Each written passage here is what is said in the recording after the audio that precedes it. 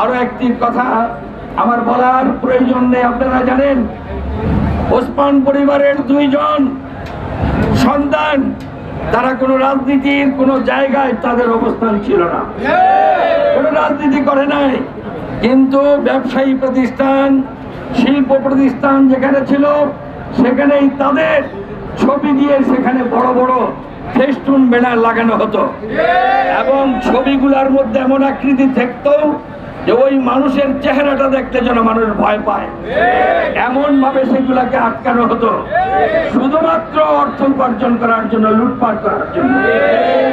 বলেন আপনারা তাদের সন্তানরা কোন রাজনীতি ছিল, কোন অবস্থায় তাদের অবস্থান ছিল?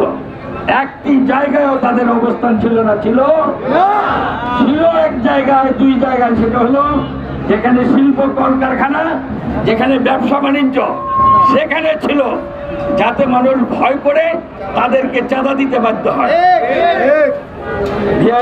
ব্যবসা, ফিজ ব্যবসা, ইন্টারনেট ব্যবসা, রাস্তায় সিএনজি চলে, রাস্তায় ট্রাক, বাস, মিনি বাস চলে, এমন কোনো জায়গা নাই যেখানে তারা চাঁদাবাজি করে নাই। কোটি কোটি টাকা তারা অবৈধভাবে উপার্জন করে বিদেশে প্রেরণ করেছে। আমরা জানতে পাই যে দুবাইতে তারা হাজার হাজার কোটি টাকা সেখানে পাচার করেছে, সেখানে তারা ব্যবসা বাণিজ্য সেখানে তৈরি করেছে।